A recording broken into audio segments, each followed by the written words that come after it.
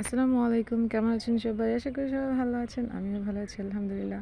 তো আজকের রেসিপি আমার হচ্ছে মিষ্টি আলু দিয়ে মিষ্টি তৈরি। তো এটা খেতে অনেক অনেক অনেক মজা হয়েছে। আর প্রথমবার বানালাম মিষ্টি আলু দিয়ে মিষ্টি। আর আমার কাছে ভালো লেগেছে এবং সবার কাছেই অনেক ভালো লেগেছে। তো মিষ্টি আলু হচ্ছে আমাদের গাছের মিষ্টি আলু। তো প্রথমেই মিষ্টি আলুটা কেটে সিদ্ধ করে নিলাম। আর প্রেসার কুকারে দিয়ে সিদ্ধ করে নিয়েছি, খুব তাড়াতাড়ি সিদ্ধ হয়ে গেছে। এখন এটাকে খোসাটা ছাড়িয়ে নিয়ে ভালো করে একটু মাখিয়ে নেব। এই মিষ্টিটা তৈরি করতে খুব বেশি উপকরণ লাগে না, খুব কম উপকরণেই এই মিষ্টিটা তৈরি করা যায়। আর এখানে আমি গুঁড়ো দুধ দিয়ে দিলাম আর অল্প একটু বেকিং সোডা দিলাম।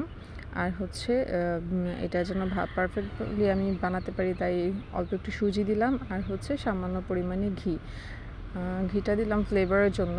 আর এটা স্মেলটা ভালো আসে এটার। আর এরপর আমার মাখানো হয়ে গেছে। এখন হচ্ছে জাম মিষ্টির মতো হচ্ছে সাইজটা করে নেব। এই আকারে আমি বানিয়ে নিলাম সবগুলা। তো এইখানে আমি ডুবো তেলে এই মিষ্টিগুলো ভেজে নিব। আর এত বেশি লাল করব না, মিডিয়াম আঁচে আমি এটাকে ভেজে নিব। আর মিষ্টিটা অনেক অনেক অনেক বেশি নরম হয়েছে খেতে, একদম শক্ত হয় নাই। দেওয়ার সাথে সাথে যেন একদম ভেঙে যাচ্ছিল এরকম। তো এভাবে অল্প আঁচে কম হিটে আমি ভেজে নিচ্ছি মিষ্টিগুলা, যেন পুড়ে না যায়।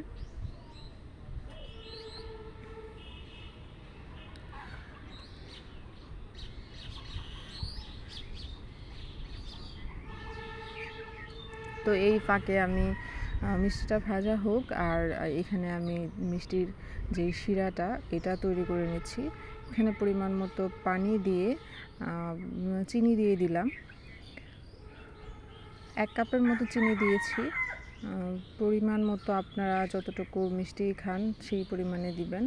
আর এখানে আমি 2টা এলাচ দিয়ে দিব ফ্লেভারের জন্য।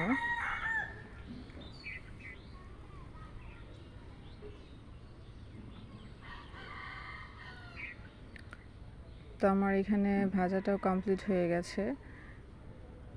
এখন মিষ্টিগুলা নামিয়ে নিয়ে ওই গরম গরম অবস্থায় থাকার সাথে সাথে এই শিরার মধ্যে দিয়ে দিতে হবে, তা না হলে শিরাটা মিষ্টির ভিতরে ঢুকবে না।